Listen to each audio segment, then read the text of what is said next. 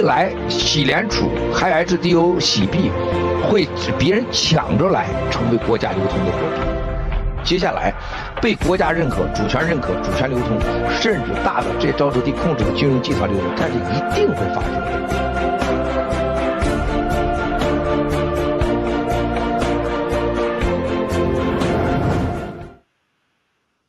Good evening. I just don't know whether I should be greeting good evening or good morning, but because we are addressing Australian good morning, but American good evening. Good evening, everybody. Welcome to episode 37 of the Crypto News Talk. My name is BINDI, and I have my team here. We have Lily and Jessie. Say hi, team, please. Hello, everyone. Thanks for joining us around the world. Jessie. Hey, from the sun-scorched land of Australia. Good day. Okay, we have today we have already our episode 37, and the topic is actually on digital euro. Now we know, but before we proceed to digital euro, we want to just first of all start off with disclaimer. This is not financial advice, and it is only our personal opinions on crypto related topics. If you buy or sell, please do your own research and take full responsibility. Now, moving on to doing some commercials, Flower, if we can have the timing. Yes, we are, next week is the start of daylight saving down here in Australia. So our time in Sydney will change to 11 a.m., but on a Monday. But Beijing time and as well as New York time doesn't change. That is still remaining at 9 a.m. Beijing time on Monday. But New York time will be 9 p.m. on a Sunday. Now, moving on to the program proper. As usual, we like to serve our crypto news talk as three meal course. We are starting up with entree first. Now, today's entree, we are going to dip into our crypto glossary, and we picked up the term blockchain. So today we are going to talk about blockchain. Now, we're going to pass the time over to Lily to tell us what is blockchain. Over to you, Lily. Well, okay, blockchain was invented by under the name Satoshi Nakamoto in 2008. In fact, this is not a real name. It is a pseudonym. Whether it is by a person, by a group of people, it still remains a mystery. Going on, a blockchain is a distributed database or ledger shared between nodes of peer-to-peer network. The information stored is difficult to alter or hack. That's the design to make it tamper-proof. The database is replicated and distributed throughout the network on the blockchain. Transactions, data are stored in blocks and linked together, forming a chain. Each block has a hash, which is a unique identifier. It has a timestamp batches of recent valid transactions and a hash of previous block. So security is sort of the main essence of this development of blockchain. It is tamper-proof. Yeah.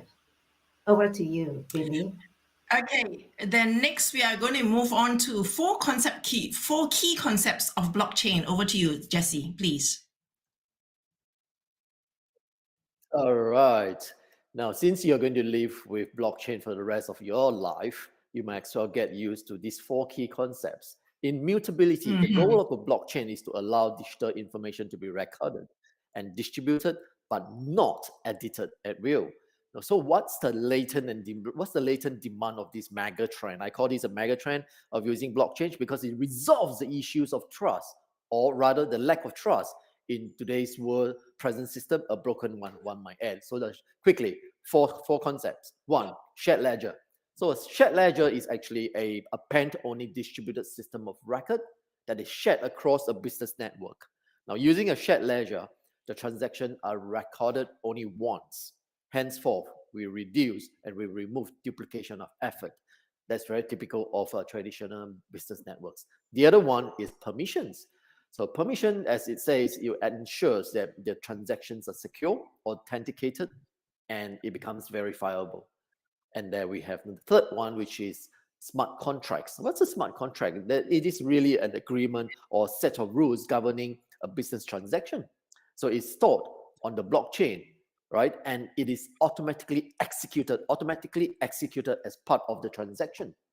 Then, of course, you have consensus based. So through this consensus, all the parties and nodes agree that the network validates these transactions. The blockchain thus have multiple consensus mechanism, including, of course, what we spoke about last time, proof of stake. Back to you. Now, blockchain is a huge topic, and we're going to continue our second serving of the blockchain entree next week. Now, let us, of course, blockchain, of course, Malsco has also mentioned that blockchain, blockchain economy, we're moving from petro economy to blockchain economy. So blockchain, a huge topic, and we'll come back more with more servings of entree on blockchain. Now, we'll continue with covering the benefit of blockchain in the coming episodes. We will move on now to main course. The main course today is on ECB's Lagarde, I think that's how her name is pronounced, as talking about digital euro having a key role in payment autonomy. Next slide, please, Fla. Now, of course, next slide, Fla. Then the brief summary of this whole this piece of news is talking about ECB. That's the equivalent of Reserve. Federal Reserve in EU wanting to introduce digital euro for a whole sort of reason, being that they want to be held accountable to, don't want to be held at ransom, just like how energy supply was. They think that by having anything that is not European based, they may be held ransom. So they want to have sovereignty over control of their payment autonomy. Now, that's one reason. Of course, they also want to cut down on using less cash, and also they want to have having basically this is just a reason for them to introduce CBDC, Euros CBDC, because we are moving on to a blockchain economy. And there is already Euro stablecoin, why not CBDC stablecoin? So that's just a whole sort of reason for them to want to move on to something that is more modern, I would say. Now, we're just going to discuss next. Of course, we know that we have our Himalaya Euro that is going to be introduced. Next slide, is CBDC going to be a competitor? Oh, okay. Next slide is on ECB. ECB is really, just think of it plainly, it's just like the equivalent of Federal Reserve of the United States, or the RBA of Australia, Reserve Bank of Australia. They are involved in monetary policy, of course. The minting of the euro, and their whole council, whether it's just governors of various national central banks. But just that's all about it. But moving on to something more interesting that's on CBDC Euro, whether they are competitor to Himalaya Euro. Next slide, please, Flower.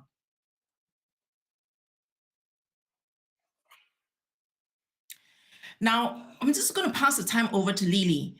Do you think that CBDC Euro is a competitor of Himalaya Euro? Lily? I don't think so, because CBDC is next slide, centralized. Okay, I should be explaining CBDC and stablecoin. CBDC by itself, by the name, CBDC stands for Central Bank Digital Currency. A CBDC is issued by a central bank, by a country's monetary authority. Essentially, in short form, to me, is a digital fiat. It's issued to promote financial inclusion and simplify the implementation of monetary and fiscal policy. as this centralized issue, it may not be anonymous as cash. So this is, and it's not a cryptocurrency itself. CBDC is not a cryptocurrency. And also, what they call, whereas stablecoin, it's decentralized. It's a type of cryptocurrency where the value of digital asset, it's pegged to a reference asset. Usually it's pegged to one fiat of US dollar or euro. The underlying asset can be a fiat currency of a country or a commodity or precious metal. Is another form of cryptocurrency, or in another form of cryptocurrency. So essentially CBDC and the nature of CBDC and stablecoin are very different. CBDC is centralized. Stablecoins are not. CBDCs are issued by central banks, and stablecoins are corporate issued. So I think for the users, the participants in crypto economy, the anonymity of each coin is a big thing here. Back to you, Bindi. Yeah, I think whether we want to use CBDC or another stable euro-based stable coin, it all depends on trust. How much do we trust the ECB? How much do we trust each of the corporations issuing the stable coin? Now, of course, Himalaya Euro is not the only stable euro-based stable coin there is. There are other euro-based stable coin as well. How much do we trust each of them? That depends on what they get to offer. Now, Jesse, what do you think is special with Himalaya Euro? Why do you think Himalaya Euro should be able to compete with other existing euro-based stablecoin? All right, I think you asked a good question. Firstly, Himalayan Euro and Himalayan exchange. So what you are looking at really is, in my opinion, and you're entitled to my opinion. That's why you're spending time with us. So from an FD, from a fund, from a hedge fund, from a mutual fund perspective, it behooves us to ask these questions: what constitutes a true stablecoin? So one, of course, we all know a true stablecoin, with all the turbulence now in the past weeks, right? It's never a dull day, they say, in the crypto world. Now, a stablecoin provides liquidity and stability, i.e., reliability, to its holder. Now, that's what you want. But then all that glitters may not be. And we really want it also to be frictionless and seamless. So when someone says, oh, mine is a stablecoin, really, you have to read the white paper and see the context and see the issuance, and you want to see, like the Himalayan Euro, which is soon to be released, right? Does it possesses cutting edge blockchain technology? Meaning, is it backed quantumly, right? And we will speak about this topic in the days to come. Now, does it have the robust features of a stablecoin, which is very much needed in this world now? So HEU, what we call the Himalayan Euro, HEU is at this juncture the only, from my understanding, the only one-to-one euro dollars back stablecoin, and it will also be bear witness by 100% euro cash reserve, not hedge, not being used for something else, arbitration or whatever. And that's what happens to a lot, because they say, oh, we are backed by certain security class, asset class. And then when they delve into the books, you realize, hang on, you don't have the cash ratio in the first place. And that's where the bank run or the collapse happens. So go check that. And I feel from the perspective, even from just an FD perspective, I thought, oh wow, this is really cool. right? Because this is yours, So how did to me this quickly emerging asset class, how can it gain traction? Trust, like you say, you rightly pointed out just now, trust and transparency are really important. And henceforth, an independent audit provides the public or the buying public, right, with this market trust and transparency. And we know that then ensures the confidence and the stability of the HEU. And before we can get to the velocity that creates value, you want to have the confidence of the market and stability of the market, because we are operating in a world where that's why blockchain is needed. There's no trust. Henceforth, technology comes in, right? And then it has an innovative digital card system, gift card system, I may add, for merchants and for members. Read between the lines. Now, henceforth, that makes it possible to move digital currency around the world from anywhere, whether you're sipping your pina coladas or martini not stirred, right? Instantly, securely, point to point. And the value to me is it is able to retain this value, and you are able to have the peace of mind wherever you are in the world. Back to you, Bindi. Yeah, actually, if you compare CBDC and stablecoin, I will always go for stablecoin only because I don't trust the government.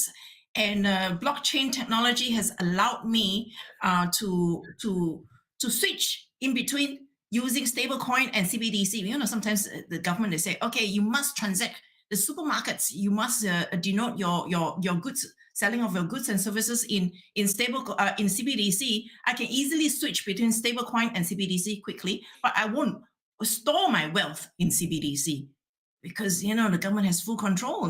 As it is, they're already controlling our bank accounts and everything else. So that's what blockchain technology gives you. But with all these many different types of stablecoins there are, euro-based stablecoins, I think there is at least one stablecoin that purportedly is 100% cash-based, as in cash reserve, backed by 100% euro. But whether it is or not, we don't know. But we will still have to see, who else has additional features that other stablecoins don't have. Definitely, I am 100% sure that Himalaya Exchange is the only one that has HPay, that has a digital payment ecosystem, which other stablecoins don't have. I think that is one up against everybody else, even if technology were to be we are on equal par. So let's bring on to Mount Score. Mount Score will have even better insight than any one of us. He is at the forefront of blockchain technology, especially with creating a new financial system. Over to you, Flower. Please play 什么洗欧元重要？洗欧元就是希望有大量的不愿意投资到美元的 HDO 的，让他们去进入洗欧元，而且洗欧元一开始的账号和存储账号应该成为有第三方监管，就这个钱就不在你洗联储，在一个所有人信任的、不敢来美国的钱、不敢进美元区的钱，100%1比1锚定稳定币，100%在第三方监管，就是七哥想动也动不了，就任何人想动也动不了。第三方银行监管，这是最核心的，就是给国内润出来的钱给他一个通道，又怕国内润出来的钱不相信洗联储，不相信七哥，你们破产咋办呢？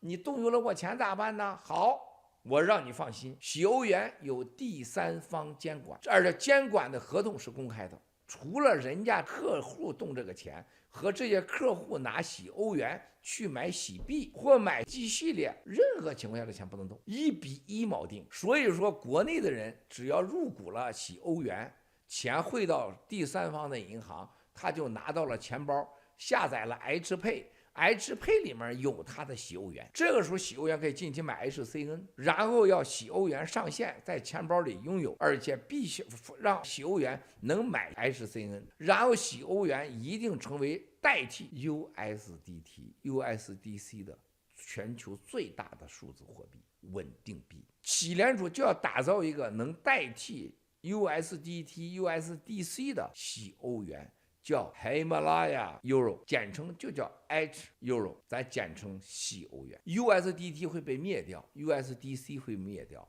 而且美国对数字货币极不友好，它就必须诞生一个欧元数字稳定币。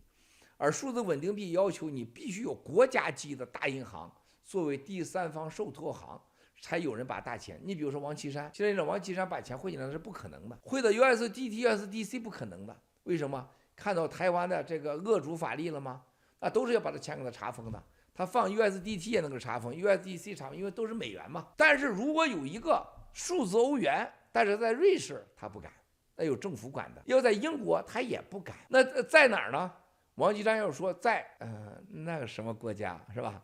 跟他友好的国家，哎，他就干。这我去了，因为这个钱他不会查封我的，也没有权利查封。我们就让王岐山已经洗白了的钱、干净的钱、安全的，像孟建柱的钱。能放在的一起的，而且他用自己一个 U 盘、一个 H Pay 就可以拥有的支付系统。所以说，洗钱包上线很重要。洗钱包要包括未来可以买比特币、以太币，还有其他同意的币。You know, each EU is so important that Miles Guo told us that he actually advised Himalaya Exchange to issue HEU first before HDO. But of course, Himalaya Exchange didn't listen to Miles Guo's advice. So Miles Guo said HEU, in essence, just want to point out three points in his video. HEU is an alternative to USD stablecoins, HDO. Now, HEU is 100% backed by Euro and under third-party management or supervision, and as well as HEU will replace USDC and USDT. Now, I just want to throw the hard ball now at Lily as well as Jesse, starting with Lily. Why did Miles Guo advise us to buy HEU? Because he did explicitly say that in one of his broadcasts. He said, I advise everybody go and buy more HEU. Why did he say that, Lily? Well, from my opinion, I think because of the way US govern their currency, there are implications, especially at this time where SEC, they are very unfriendly towards digital currency, and also the strong arm of the Internal Revenue Services, like US taxation law, the taxation arm is far and wide. So there may be money that unwilling to come under the jurisdiction of these departments, especially the IRS.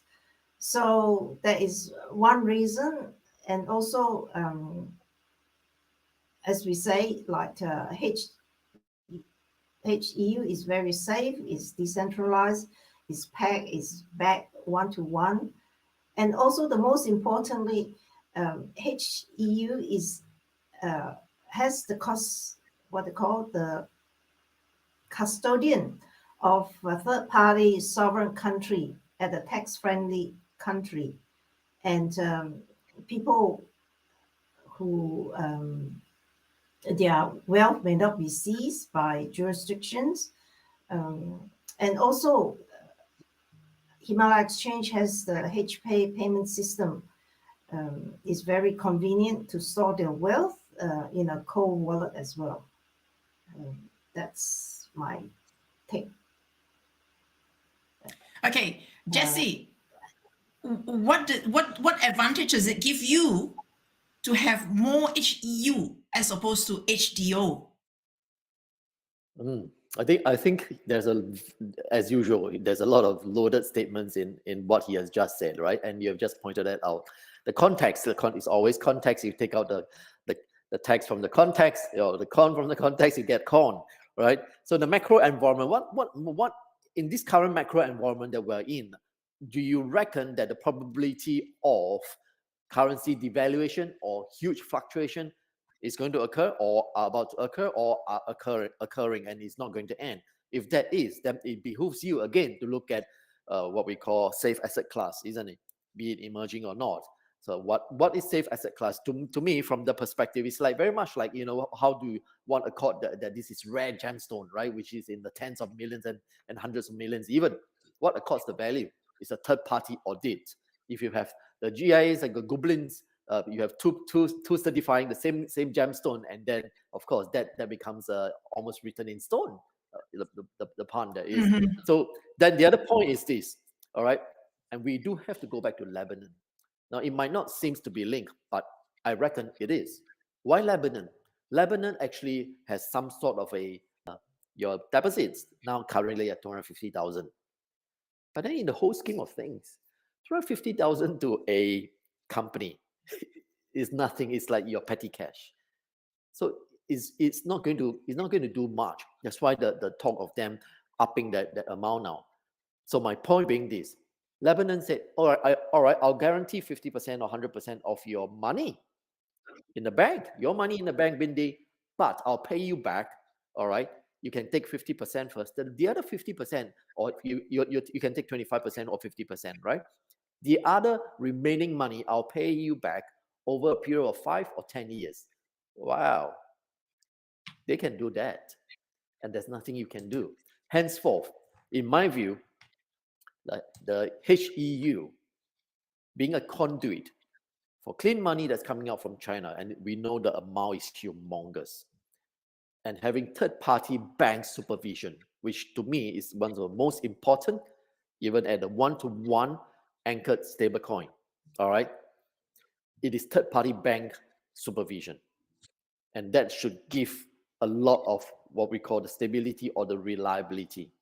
And henceforth, can it rival then? Because he did say HEU, all right, will replace USDC, USDT, and USDC as the leading stablecoin. You know what that means? USDT, USDC, HEU will replace that as the leading stablecoin. So what gives then about the USD? That is really loaded. I don't have his, perspective at that level, but I think we are looking at something which is really good, that's going to change in the days to come, where the world becomes really topsy-turvy. And we know, right, the bank runs are not going to end, because the contagion of non-banks, institutions, and merchants and whatever, we are going to see that coming from the bonds perspective. So back to you. I just want to put everything back into European context. In Europe, the cash utility is actually 72% before COVID. After COVID, it's dropped a little bit to 59%. That's still very big percentage, isn't it? And of course, there are a lot of people who don't trust the government. They want to encourage people to use cash, including those in Australia. They say use cash, use cash. We don't want the government to give them an excuse to get rid of cash. So I'm just asking our guests, Lily and Jessie, what would you do if you have cash? Of course, digital currency, CBDC, as well as stable coins. We don't want to talk about cryptocurrency per se, like HCN. If you have all these three, what would be your preference, Jessie? Yeah, I think you're talking about portfolio allocation. Really, in terms of hedging, and I use the word hedging loosely as a bet and a high risk, high return. Over a time frame, each individual is different. 3 years, 5 years, 10 years time frame. Your portfolio allocation should be according to your risk appetite, of course. But then when you know where the mega trend is going to be, right? Why not ride on the coattail of the mega trend?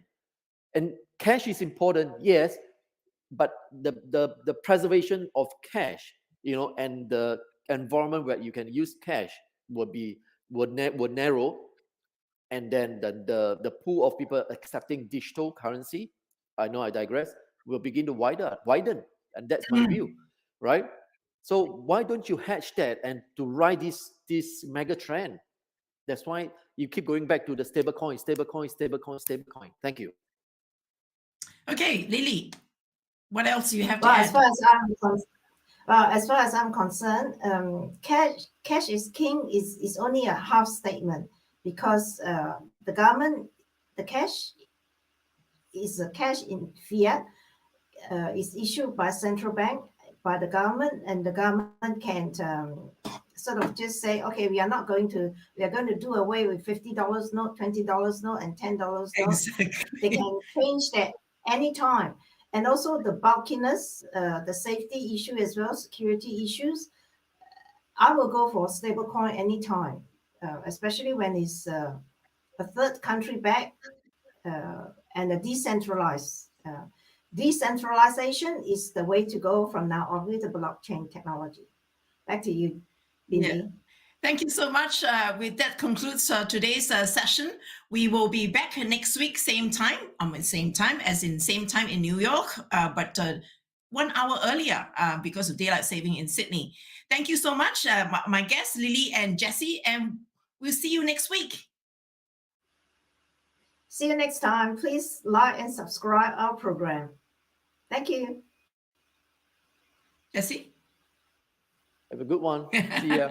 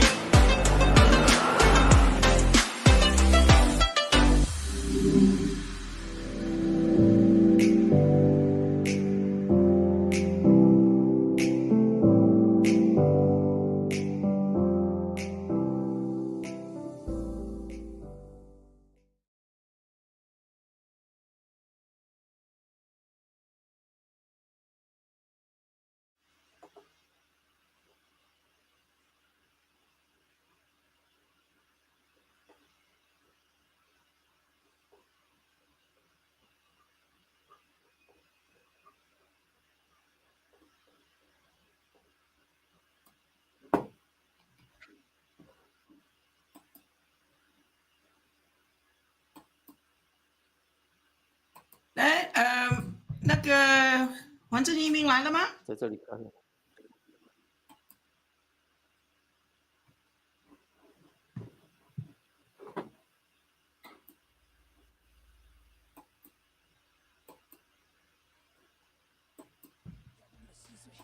哎，他这个片尾还是放放弃的。